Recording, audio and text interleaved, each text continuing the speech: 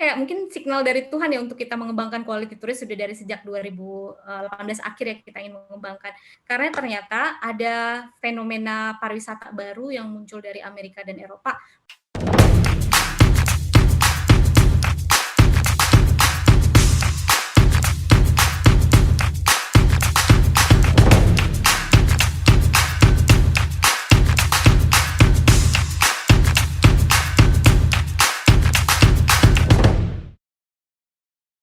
Mungkin saya ingatkan kembali acara ini diselenggarakan oleh Diet Pintar berkolaborasi dengan Fotolysi, dengan Malik APBN, Bisa Basa-Basi, dan juga Himaya SP4. Oke, untuk kedepannya saya di sini akan memandu teman-teman sekalian. Kita diskusi santai dua arah ke depannya, menanyakan ataupun memberikan saling masukan-masukan ataupun feedback mengenai kenapa NTT ini bisa menjadi daya tarik wisatawan sendiri. Untuk mempercepat juga, mungkin dari TFI, Mbak Evi memulai pemaparan. Pada Mbak Evi, dipersilakan. Oke, tadi saya lihat judulnya itu kalau yang dibuat oleh teman-teman Diet itu kan judulnya Siapkah NTT untuk menarik wisatawan ya. Nah, mungkin lebih tepatnya adalah siapkah NTT untuk menarik quality tourist gitu. Jadi wisatawan yang berkualitas, bukan hanya sekedar wisatawan. Nah, kalau kita mulai dari latar belakangnya dulu, yang pertama, kenapa sih kita harus membicarakan specifically NTT dan specifically quality tourist gitu. Nah, kalau kita lihat apa yang negara ini butuhkan dari wisatawan, ada banyak sih, tapi salah satunya adalah yang untuk pencapaian devisa. Nah, kalau kita lihat devisa kita itu yang dari wisatawan, kalau di sini bisa dibagi ke dalam devisa travel dan transport, mengalami perlambatan di 2018 dan juga masih di 2019. Apalagi di 2020 ini ya semakin parah perlambatannya karena COVID. Nah, kemudian dari sisi pertumbuhan juga kalau kita lihat di grafik kiri bawah, trennya dia menurun untuk wisatawannya. Jadi there must be something wrong ya. Penghasilan kita dari wisatawan menurun, jumlah wisatawannya juga menurun. Nah, yang kedua, pemerintah itu menetapkan target pencapaian devisa dari pariwisata untuk sampai dengan tahun 2024 itu mampu mencapai sekitar 32 miliar USD per tahun. Existingly, kondisi sekarang tahun 2018 devisa kita hanya 19,3 miliar USD per tahunnya. Sehingga ada gap sekitar 13 miliar USD yang perlu kita catch up untuk sampai tahun 2024. Berbagai pengembangan memang sudah dimulai, mulai dari pembangunan bandara, mulai pembangunan jalan, dan segala macamnya untuk mendukung pencapaian 32 miliar USD ini. Tapi masih banyak hal yang perlu dikembangkan. Itu dari sisi devisanya. Kemudian dari sisi wisatawannya, pemerintah juga menargetkan untuk tahun 2024 mencapai 24 juta orang. Nah, kalau per tahun 2018 jumlah wisatawan mancanegaranya kita baru 15,8 juta orang. Nah, selanjutnya ini adalah wisatawan Nusantara juga akan dikejar dari sekitar 303 juta untuk mencapai hingga 400 juta di tahun 2024. Nah, berbagai tujuan ini, target ini tentunya membutuhkan strategi yang berbeda. Nah, yang kita sasar adalah khusus untuk wisatawan mancanegaranya, either kita mendatangkan lebih banyak wisatawan mancanegara atau kita mendatangkan wisatawan mancanegara dengan jumlah tertentu tapi dengan spending yang lebih tinggi. Nah, gimana caranya? Itu ada berbagai cara, MICE, wisata minat khusus dan segala macam, dan salah satunya adalah dengan quality tourist. Nah, kenapa NTT spesifik harus NTT ya? Nah, kalau kita lihat di sini dari Tourism Development Cycle destinasi di Indonesia, untuk Indonesia nasional sendiri, development cycle-nya itu sudah pada titik stagnation. Nah, nasional ini kan dibentuknya utamanya dari Bali ya, yang pangsa Wisman Bali itu kurang lebih 65% dari total Wisman di Indonesia. Nah, untuk Bali sendiri dia juga sudah mencapai stagnan. Artinya membutuhkan new market segment, adanya market segment sebagai bentuk pembaharuan atau rejuvenasi pariwisata Indonesia. Nah, kita melirik nih NTT, kita ambil NTT itu ternyata masih dalam tahap growing, development. Dia jadi masih bisa dikembangkan, masih bisa diimprove, kapasitas pariwisatanya juga masih cukup untuk menampung wisatawan. Kemudian hal lainnya lagi, dari hasil survei yang dilakukan oleh UNWTO kalau saya nggak salah, bahwa wisatawan dengan spending tinggi itu umumnya mencari destinasi wisata dengan kategori sun and beach tourism. Artinya ini yang dimiliki oleh si NTT yang cukup potensial untuk dikembangkan. Apalagi dengan keberadaan keunggulan yang uniknya itu, yaitu Komodo, the one and only di dunia, dengan keajaiban dunia, kemudian ada bawah laut, budaya, pulau yang indah, pantai, dan lain-lainnya. Jadi ini yang diangkat. Selain itu juga mungkin teman-teman sudah pada tahu semua bahwa NTT itu adalah salah satu destinasi, Labuan Bajo lebih tepatnya, salah satu destinasi super prioritas yang ditetapkan pemerintah dari 5 destinasi super prioritas yang fokus untuk dikembangkan dalam 2 tahun ini. Gitu. Nah, apa tujuannya? Tadi mungkin dari judulnya sudah ketahuan. Pertama kita ingin mengetahui apa sih preferensi dari quality tourism itu.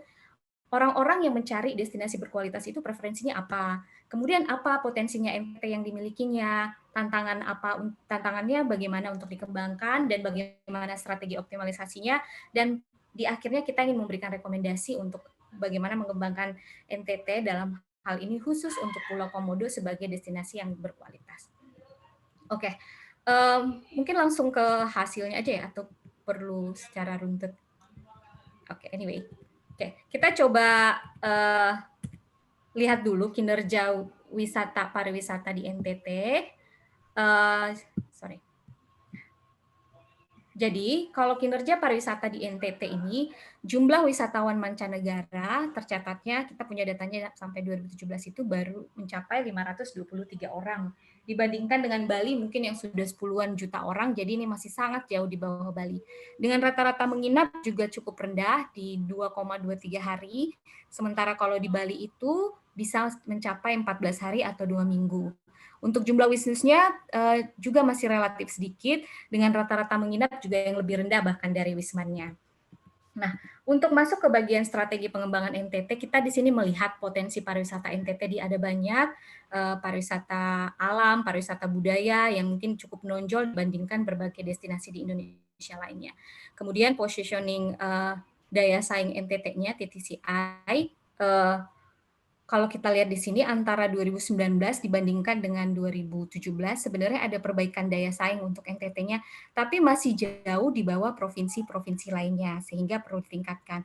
Nah, aspek apa yang perlu ditingkatkan lagi untuk NTT, yaitu aspek environment-nya, aspek resource-nya, baik natural resource maupun resource yang budaya, cultural resource-nya, kemudian kebijakan atau policy, dan aspek infrastruktur. Jadi artinya dalam segala hal NTT ini masih sangat kurang dan masih jauh di bawah Bali kalau kita ingin menciptakannya sebagai suatu destinasi yang unggulan atau destinasi untuk quality tourism juga. Nah, kemudian apa potensi quality tourism? Tadi mungkin saya di depan belum menjelaskan apa sih definisi quality tourism itu. Oke, saya balik dulu aja deh. Sorry. Oke. Nah, jadi untuk quality tourism ini sebenarnya belum ada definisi baku apa itu quality tourism. Masing-masing pemerintah, masing-masing negara, masing-masing korporasi, mereka memiliki pendekatan-pendekatan yang berbeda untuk quality tourism-nya. Contohnya misalnya di India, kalau quality tourism itu disebutkan sebagai yang easy to access, good quality tourism yang punya pengalaman berkualitas yang baik, kemudian dapat di-marketable dengan baik. Kalau di Kanada, dia lebih ke pendekatan mendeliver high quality tourism recreation experience. Jadi mendeliver layanan pariwisata yang berkualitas tinggi dan menciptakan pengalaman yang lebih baik untuk wisatawannya. Dan kemudian kalau Singapura mendekatinya dengan pengembangan nature of tourism-nya, di mana mereka mengembangkan yang dengan keterbatasan mereka, tapi mengembangkannya dalam aspek kualitasnya yang akan ditargetkan kepada wisatawan-wisatawan yang berpendapatan tinggi. Dalam hal ini mereka mengejar untuk MICE tourism-nya. Nah, karena tidak ada definisi baku dari quality tourism itu, di sini juga kita akan mencoba mencari kira-kira apa sih yang aspek-aspek yang harus dipenuhi supaya suatu destinasi itu disebutkan sebagai destinasi quality tourism seperti itu. Nah, kalau kita lihat berbagai organisasi, yang salah satunya adalah World Economic Forum. World Economic Forum itu juga tidak menyebutkan secara eksplisit definisi dari quality tourism. Tapi mereka menyebutkan bahwa suatu destinasi dikatakan sebagai destinasi yang baik dan memenuhi standar yang tinggi apabila memenuhi aspek-aspek yang ada di tayangan ini. Enabling environment-nya, tourism and travel policy-nya, infrastrukturnya, natural and cultural resource-nya. Jadi aspek-aspek ini yang harus dipenuhi agar suatu destinasi itu dikategorikan sebagai suatu destinasi yang sudah cukup baik berdasarkan World Economic Forum. Pendekatan ini akan sebagai salah satu dasar kita untuk mendekati quality tourism tersebut. Nah, kemudian ini masih lanjutannya, ada beberapa literatur juga yang mengukur untuk quality tourism itu dari menggunakan beberapa indeks, tapi mostly indeks ini adalah indeks dari sisi demand-nya. Jadi mereka mengukur apabila suatu destinasi itu memiliki peningkatan demand wisatawan asing yang cukup tinggi, itu artinya dia memiliki potensi daya tarik untuk wisatawan yang berkualitas atau wisatawan yang memiliki spending yang lebih tinggi lagi. Nah, ini kita juga coba ukur untuk NTT-nya, nanti bagaimana hasilnya nanti kita lihat di belakang. Kemudian untuk mendapatkan seluruh tujuan tadi, kami dari Bank Indonesia selain melakukan desk study, kita juga melakukan focus group discussion dan kita juga melakukan analytical hierarchy proses untuk mengetahui strateginya, kendalanya, tantangannya apa yang di masing-masing daerah. Nah, sebelum saya masuk ke pembahasan yang lebih lanjut lagi, hanya ingin menekankan bahwa mungkin ada pertanyaan ya, kenapa BI mengurusi pariwisata gitu ya. Nah, kalau dari sisi Bank Indonesia tadi yang seperti kita sudah sebutkan, saya hanya ingin menekankan kembali bahwa devisa ini cukup penting buat Bank Indonesia, khususnya untuk menjaga agar transaksi berjalannya kita tetap balance. Jadi kalau kita lihat di sini, travel pariwisata itu masuk ke dalam pengkategorian travel dan transport, di mana pencapaian devisa tahunannya ini masih cukup kecil ya kalau dibandingkan dengan pencapaian devisa mungkin dari ekspor barang ataupun ekspor jasa yang lainnya. Nah, kalau di sini kan sekitar 18,9 miliar USD. Kalau kita bandingkan dengan Thailand itu mungkin sudah sekitar 5 kali lipat dari kita untuk pencapaian devisanya. Singapura sekitar 3 atau sampai 4 kali lipat. Jepang jauh lebih tinggi lagi, Prancis dan segala macamnya. Dan ada banyak negara-negara yang mereka bisa menjadikan pariwisata itu sebagai sektor unggulannya, karena kita tahu bahwa karakteristik pariwisata itu salah satunya adalah yang cukup penting, inklusif gitu. Jadi selain pencapaian devisanya, dia juga adalah sektor yang cukup inklusif, penyerapan tenaga kerja. Dia masih tenaga kerja base, jadi masih banyak menyerap tenaga kerja, sehingga sangat potensial untuk dikembangkan oleh negara kita saat ini, mungkin yang mencoba mencari sektor unggulan lainnya, di samping sektor unggulan yang berbasis ekspor barang, yang mungkin sangat rentan terhadap gangguan-gangguan global, apalagi khususnya seperti perang dagang yang kemarin Amerika dengan Cina, kemudian dengan indeks harga-harga di dunia. Nah, oleh karena itu kita membutuhkan suatu sektor unggulan lainnya. Nah, disinilah kita makanya Bank Indonesia mencoba untuk meneliti bagaimana cara mengembangkan pariwisata yang menghasilkan quick money ya, menghasilkan duit yang cepat tapi menyerap tenaga kerja yang baik, tapi juga yang berkualitas dan menjaga kesinambungan lingkungannya, seperti itu. Kita masuk ke ininya, ke hasil-hasilnya. Nah, okay.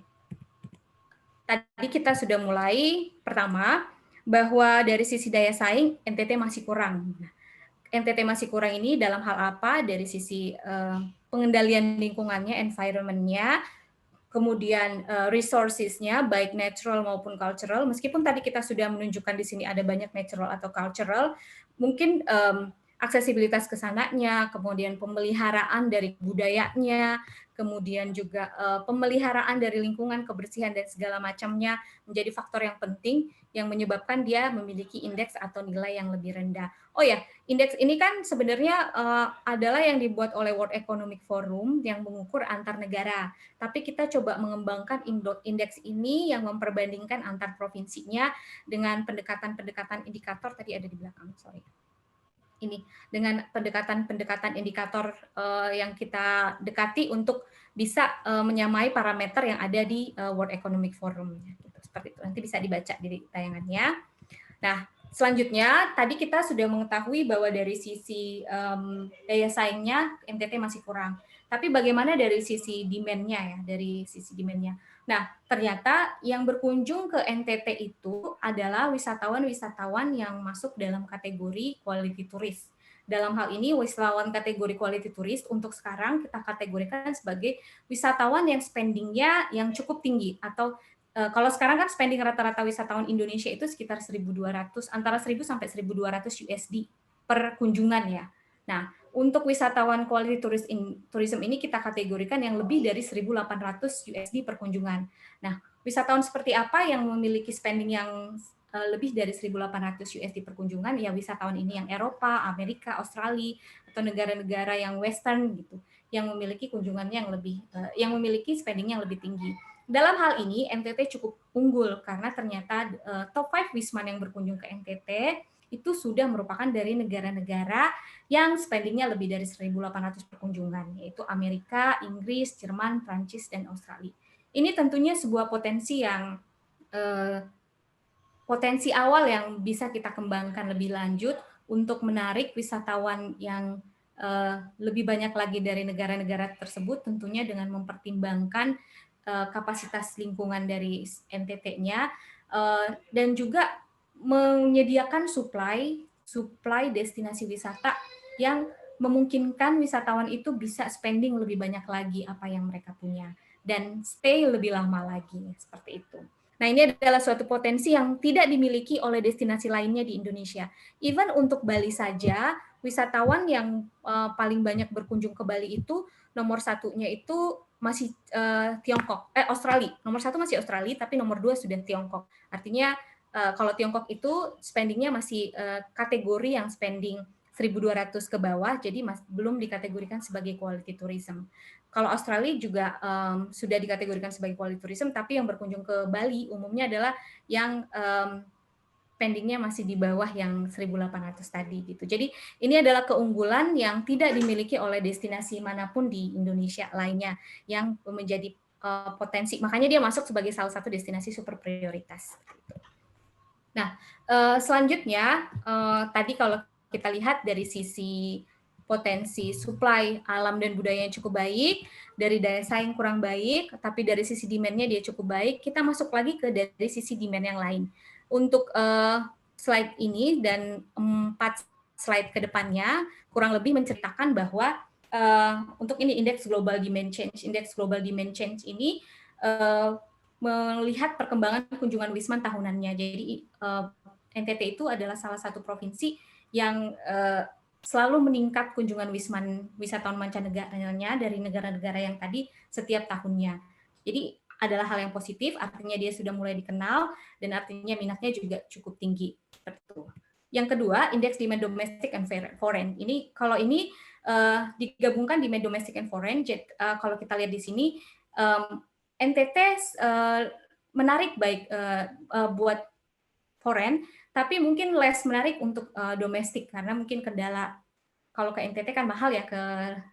Pertama, wisatawan Nusantara itu umumnya terpusat di Sumatera dan di Jawa gitu. Sementara untuk ke NTT itu it takes money and it takes effort yang mungkin untuk wisatawan Nusantara yang kategori penghasilannya mungkin belum mencukupi seperti mancanegara, itu menjadi pertimbangan yang sangat berat kalau misalnya ingin berkunjung ke NTT. Ini hal yang berbeda untuk yang wisatawan mancanegaranya. Kalau mereka ingin berkunjung ke NTT, mereka sudah prepare spendingnya dan segala macamnya, sehingga ini adalah hal yang menarik buat mereka gitu. Oleh karena itu, yang foreign itu lebih banyak jumlahnya di NTT dibandingkan yang domestiknya. Nah, selanjutnya dari sisi accommodation capacity, dengan berkembangnya kunjungan wisatawan ke NTT, total accommodation capacity-nya juga dia meningkat cukup tinggi. Kalau ini data 2018 dibandingkan 2017 dan saya yakin untuk 2019-nya juga jauh lebih baiknya. Nah, untuk ini mencerminkan bahwa dari daerahnya sendiri sudah menangkap adanya peluang pengembangan wisata yang cukup baik di NTT tersebut. Jadi it's a good thing gitu. Kalau tadi dari potensinya sudah ada, dari daya saingnya masih kurang, tapi dari sisi demand globalnya cukup tinggi, kemudian dari sisi penyedia layanan jasanya sudah melihat peluang ini adalah it's a good thing-nya. Ini indeks global tourism demand. Jadi kalau kita bandingkan total turis sekarang dibandingkan total turis tahun lalu, NTT juga salah satu yang pick up-nya cukup tinggi, it's a good thing juga. Dan ini bisa menjadi sebuah potensi dari sisi demand-nya yang dapat menjadi dasar pengembangan quality tourism. Nah, kita masuk ke pertanyaan quality tourism. Tadi kan kita sudah melihat potensinya dari sisi demand maupun dari sisi supply. Dari sisi demand cukup tinggi, dari sisi supply-nya dia masih perlu dikembangkan lebih lanjut. Nah, kita lihat dari preferensinya sendiri. Kira-kira apa sih yang dicari orang ketika disebutkan quality tourist itu? Apa yang menjadi penarik wisatawan mancanegara itu ketika disebutkan sebagai quality tourist? Nah, ternyata kita short di sini 5 faktor penting yang membuat suatu destinasi itu dikategorikan sebagai destinasi yang berkualitas, di mana mereka bersedia untuk mengeluarkan banyak uang, stay lebih lama, kemudian memiliki pengalaman yang lebih baik. Ini adalah 5 faktor ini yang utama. Yang pertama, socially responsible. Nah, socially responsible ini artinya mereka ingin destinasi tersebut memiliki responsible sosial yang cukup tinggi, peduli terhadap kemana duit pariwisata ini berjalannya, bukan hanya kepada suatu kelompok orang atau masyarakat tertentu, tapi secara inklusif dapat membangun kesejahteraan masyarakat yang lainnya. Ini yang cukup menarik yang temuan kami, ternyata itu adalah faktor yang sangat penting sebagai suatu destinasi dikategorikan sebagai quality tourist. Yang kedua adalah unique experiences. Nah, unique experience ini keunggulan NTT itu dia punya Pulau Komodo. Pulau Komodo yang salah satu keajaiban di dunia juga kalau kita sering dengar. Nah, ini menjadi daya tarik tersendiri sebagai yang quality tourist. Jadi mungkin bukan wisatawan biasa, misalnya kayak researcher atau ahli-ahli lingkungan. Mereka pada umumnya ingin mengetahui seperti apa sih Komodo dan bagaimana mereka bisa ada di situ, bagaimana mereka tinggal. Ini yang menjadi penarik wisatawan-wisatawan yang dalam kategori quality tourist. Nah, kemudian mereka menilai bahwa value for money itu adalah hal yang penting untuk sebagai quality tourist. Jadi bukan hanya sekedar jasa yang dibuat sangat tinggi harganya seperti yang mungkin banyak kita lihat di destinasi lainnya, tapi mereka ingin they are willing to spend so much money, but they also want to have the unforgettable experience gitu. Jadi value for money-nya itu ada gitu. Kemudian mereka juga ingin melihat new atau developing destination. Kalau kita lihat kan saturasi orang berwisata itu kan mungkin sudah, apalagi khususnya yang quality tourist yang dari Eropa, Amerika, most probably mereka sudah mengunjungi banyak destinasi wisata gitu. Jadi mereka selalu ingin melihat sesuatu hal yang baru di destinasi wisata tersebut. Jadi ini juga faktor yang penting. Dan yang kelima adalah personalized, jadi tailor-made. Mereka ingin berkunjung ke satu destinasi yang tailor-made untuk mereka, baik dari sisi layanannya maupun dari sisi supply dari destinasi itu tersebut. Nah, kalau kita bandingkan antara berbagai komponen ini dan dengan destinasi yang ada di NTT, ternyata top of the top yang mereka nilai sebagai destinasi yang layak dikategorikan sebagai quality tourist adalah Pulau Komodo, di mana dia memiliki keunikan yang tinggi, kemudian mereka menilai juga social responsible-nya sudah cukup bagus, value for money-nya juga, kemudian new developing destination-nya, dan tailor-made-nya juga untuk Pulau Komodo. Karena memang kalau ke Pulau Komodo ini, kita bisa, if we have money, kita bisa pergi dengan kapal yang cukup mewah, kita bisa mendapatkan layanan terbaik, kita bisa lama untuk tur di Pulau Komodonya, mengetahui berbagai macam hal, dan segala macamnya. Jadi ini adalah suatu faktor yang, suatu destinasi yang dinilai sudah memenuhi kategori quality tourist. Dan yang ke bawah-bawahnya ada Pulau Sumba, Kalumutu, dan segala macamnya. Artinya berbagai daerah ini sudah potensinya sudah cukup tinggi nih sebagai destinasi quality tourist. Seperti halnya, jadi mengkonfirmasi dari tadi yang datangnya ternyata Amerika, Australia, Eropa, dan segala macam, this is what they see gitu, dan ini adalah destinasi-destinasi yang mereka lihat seperti itu. Ini nanti akan menjadi benchmark untuk pengembangan destinasi prioritas lainnya. Kan kita tahu ada 10 destinasi prioritas, di mana ada 5 yang prioritas, dan dari 5 prioritas ini pun yang dari hasil FGD kami dan konsultasi kami dengan berbagai ahli pariwisata, memang NTT ini dan khususnya Pulau Komodo Labuan Bajo ini adalah yang paling potensial sebagai destinasi quality tourist seperti itu. Nah, kemudian ini saya skip aja, mungkin Kemudian apa tantangan-tantangannya? Ternyata masih tantangan yang dihadapi di Labuan Bajo, di Pulau Komodo nih khususnya, masih tantangan-tantangan yang cukup basic ya.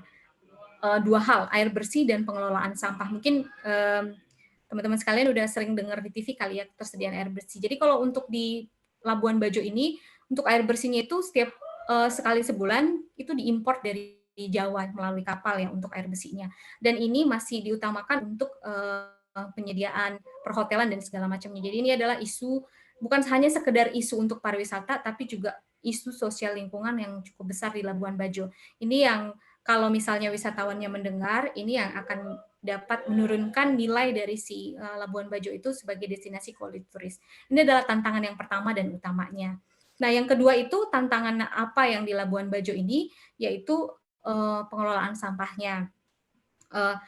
Jadi di sana itu mulai dari permasalahan tempat pembuangan sampahnya yang belum ada. Setelah ada tempat pembuangan sampahnya, mereka memiliki permasalahan tidak ada truk untuk mengambil sampahnya secara rutin.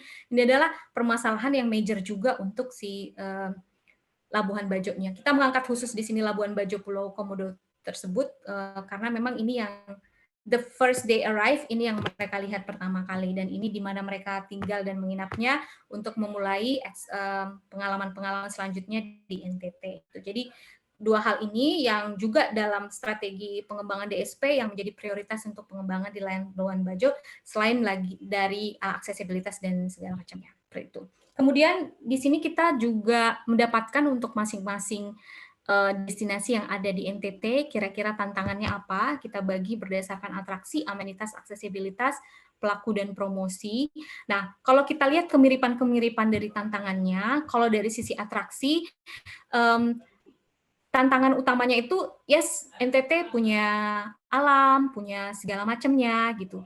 Tapi most of the attraction itu hanya bisa dijalani kayak beberapa jam atau 2-3 jam gitu. Artinya dalam waktu sangat singkat.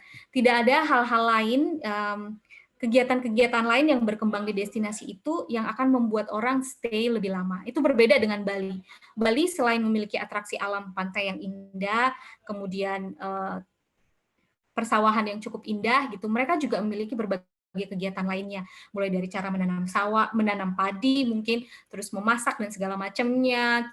Nah, ini yang belum dimiliki NTT. Jadi NTT itu purely hanya memiliki alam yang indah, but mereka masih lack di berbagai hal lainnya gitu. Kemudian dari sisi amenitas tentu saja hotel berbintang, it's a must untuk quality tourist. Atau nggak harus berbintang, tapi hotel yang memenuhi standar kebersihan, kenyamanan, dan segala macamnya. Apalagi dalam kondisi COVID ini ya, yang mengimplementasikan aspek-aspek safety, healthy, cleanliness itu adalah hal yang penting untuk di sebuah destinasi. Dan ini yang masih sangat lack di NTT-nya sendiri, di hampir seluruh destinasinya.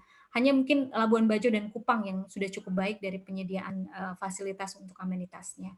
Untuk aksesibilitasnya juga, kalau ke Labuan Bajo gampang naik pesawat, kalau ke Kupang gampang. Tapi kalau misalnya kita mau ke Wairebo, atau mau ke Pulau Kelor, atau mau ke mana-mana, itu akan sangat sulit aksesibilitasnya. Ini juga yang masih belum dikembangkan. Kemudian dari pelakunya, ini juga yang faktor utama mungkin yang perlu untuk diprioritaskan dikembangkan di NTT, yaitu SDM-nya. Untuk nggak semua orang memang bisa seperti orang Jawa yang lemah lembut, mau melayani, atau seperti orang Bali yang ramah dan culture-nya sangat kerasa sekali, dan they know what they have to do kalau misalnya ada wisatawan yang datang. Ini yang mungkin akan takes time untuk dikembangkan di NTT. Karena pengalaman itu kan whole package ya, bukan hanya sekedar what your eye see, tapi what your heart feel gitu. Jadi what your heart feel ini hanya bisa dirasakan kalau misalnya interaksi dengan orang-orangnya, dengan tenaga kerjanya, ini yang perlu dikembangkan lebih lanjut lagi. Dan kemudian dari sisi promosi. Nah, kalau promosi ini mungkin sudah mulai membaik, tapi untuk NTT itu yang dipromosikan masih Labuan Bajo saja, jadi belum destinasi yang lainnya gitu. Tapi ini ada argumen sih di sini. Apakah destinasinya siap dulu baru dipromosikan, atau promosi dulu sembari menunggu destinasinya siap gitu. Either way, intinya memerlukan promosi untuk ke daerah-daerah lainnya. Jadi supaya dunia wisatawan mancanegara juga tahu bahwa NTT ini they don't only have Labuan Bajo, tapi mereka juga punya banyak hal lainnya gitu. Jadi ini adalah tantangan-tantangan untuk quality tourist di masing-masing destinasinya.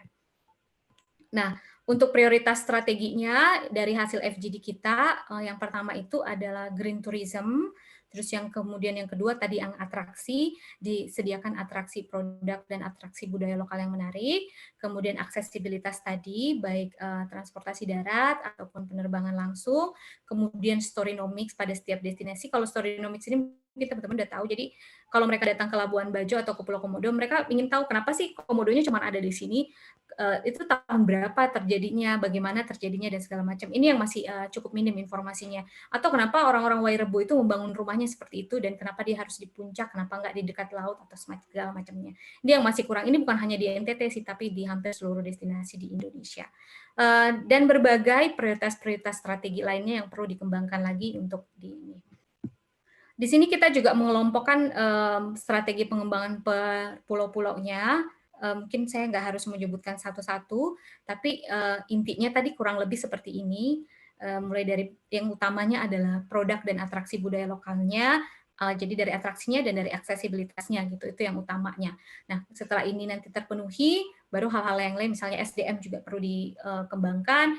Kemudian, oh ya, ada satu lagi, ternyata prioritas pengembangan yang dinilai oleh ahli yang harus ada untuk NTT itu, khususnya di Labuan Bajo, adalah membatasi carrying capacity daerah wisata untuk membuatnya eksklusif.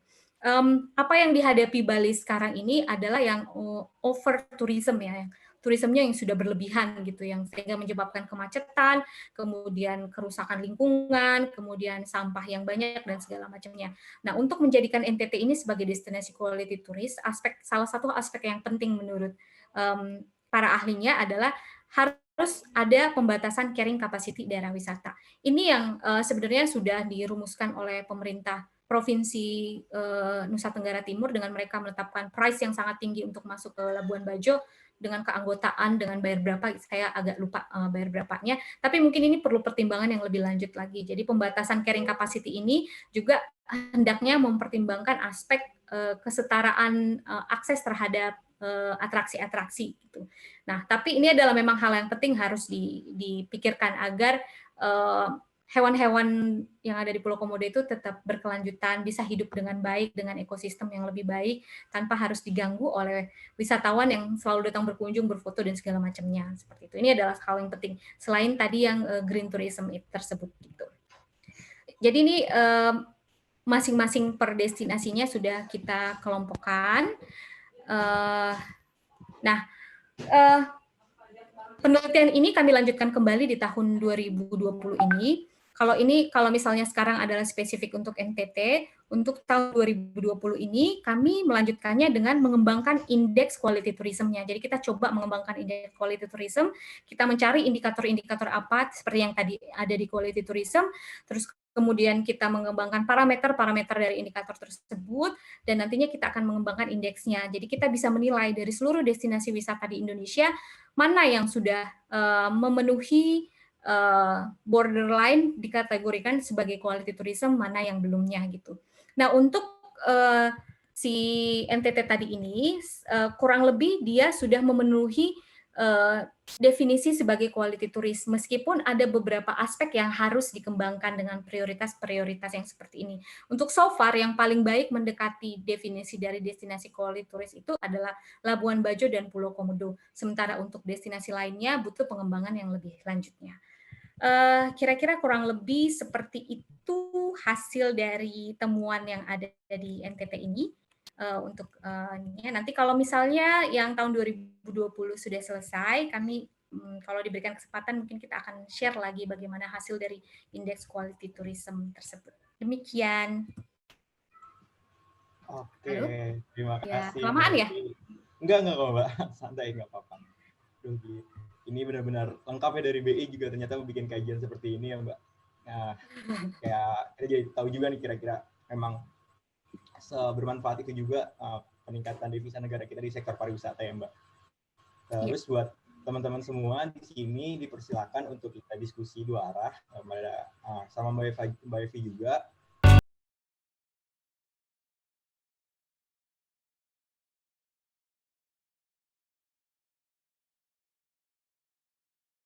Absolutely, pasti. Jadi sebagai contohnya ya, sebentar ya, tadi di slide berapa ya? Coba saya share screen lagi. Di Di sini kan kalau kita lihat dari hasil FGD kami menyebutkan bahwa lebih dari 90% wisatawan mancanegara yang datang ke NTT merupakan wisatawan mancanegara yang berasal dari Bali atau melanjutkan wisata setelah dari destinasi lain di Indonesia. So, jadi ini untuk menjawab pertanyaan tadi, tapi dengan analogi yang sedikit berbeda.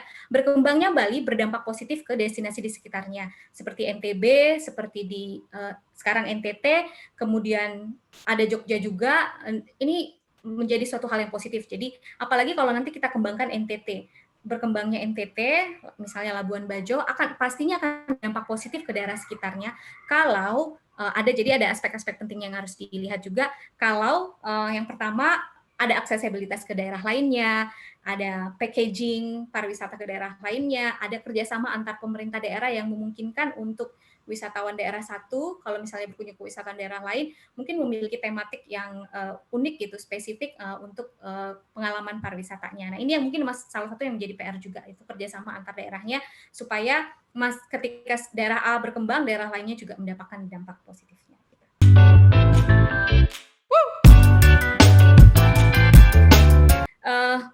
Satu hal, jadi ini kayak mungkin signal dari Tuhan ya untuk kita mengembangkan quality tourist sudah dari sejak 2018 akhir ya kita ingin mengembangkan.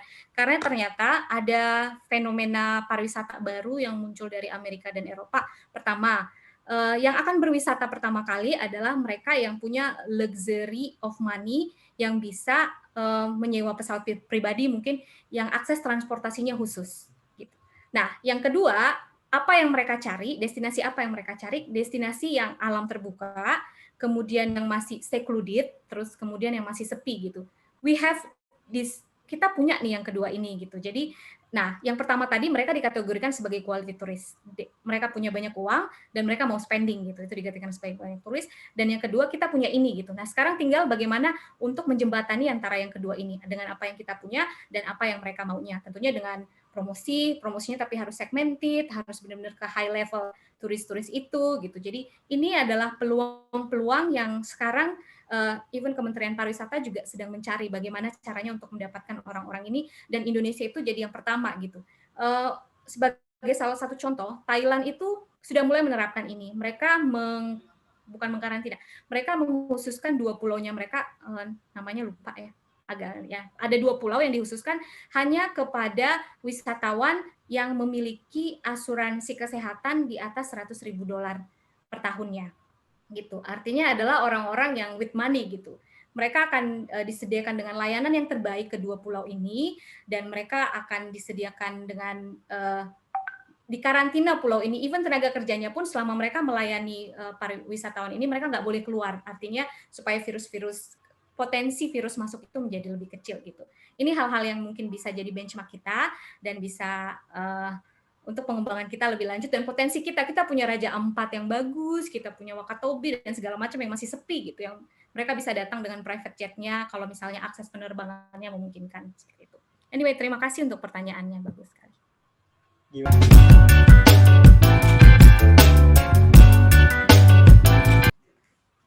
Kalau dari hasil FGD kita dengan Kementerian Pariwisata, dari mana pemerintah menerapkan destinasi super prioritas dan prioritas. Jadi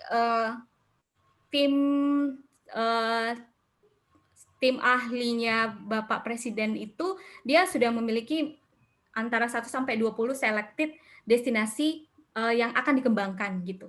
Nah, kemudian dari yang selected destinasi ini mereka melakukan konsultasi ke masing-masing pemerintahnya, dan yang dilihat salah satu faktor yang pentingnya adalah eagerness dari pemerintahnya untuk mengembangkan si destinasi tersebut. Ini yang akhirnya mengerucut ke 5 destinasi super prioritas dan 10 destinasi prioritas. Mungkin kita juga agak heran kok tiba-tiba ada muncul kata-kata Likupang di destinasi super prioritas. Kalau kayak Danau Toba kan udah sering dengar. Labuan Bajo juga udah sering dengar karena memang hot item target. Borobudur juga udah sering dengar lah ya. Terus kemudian apa lagi sih? Likupang, satu lagi apa ya? Saya lupa. Mandalika, Lombok juga kan udah sering dengar. Nah, tapi dari semua ini, satu hal yang kesamaannya adalah eagerness dari si pemerintah daerahnya dan pelaku usahanya untuk mengembangkan si destinasi ini. Tentunya juga dengan mempertimbangkan potensi yang dimilikinya, gitu, potensi masing-masing daerahnya.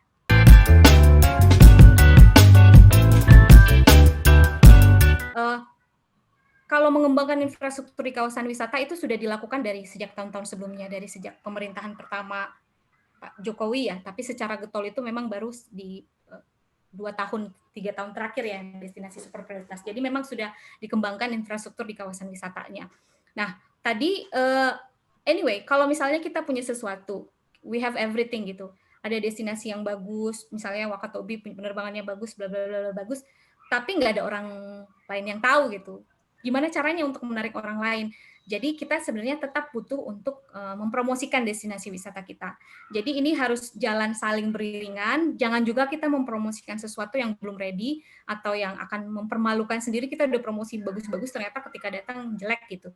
Jangan juga seperti itu. Jadi promosi tetap harus dilakukan, tapi pengembangan infrastruktur sudah harus it's a must gitu yang harus dilakukan untuk supaya wisata itu layaklah untuk didatangi gitu. Nah, kemudian pertanyaan yang atasnya menerapkan apakah hal ini efektif untuk menarik wisatawan? Pengukuran efektivitasnya ini juga yang kita tanyakan kepada Kementerian Pariwisata. Tapi berkaca kepada negara-negara lain yang melakukan hal yang sama, mereka menggunakan influencer internasional untuk mempromosikan destinasi wisatanya, dan memang ada terdapat peningkatan kunjungan dari promosi tersebut, artinya untuk di negara lain it works gitu. Most probably di negara kita juga it works. Tapi mungkin karena ini pandemik ya, jadi hasilnya belum terlalu kelihatan. Mudah-mudahan ke depannya bisa kelihatan lebih baik lagi dengan berbagai banyak duit yang dihabiskan untuk influencer tersebut. Kalaupun misalnya tidak dihabiskan untuk influencer, tetap akan ada alokasi anggaran promosi untuk bentuk lainnya yang mungkin juga puluhan miliar juga gitu. Nggak harus hanya terhadap influencer, tapi bentuk lainnya mungkin membuat billboard yang cukup besar di New York, di Inggris, atau dimanapun gitu. Jadi ini hanyalah metode yang cukup dekat kepada wisatawan milenial ya. Orang-orang yang nonton YouTube, orang-orang yang Instagram dan segala macam, yang melihat promosi itu adalah dari influencer gitu. Jadi ini adalah salah satu langkahnya.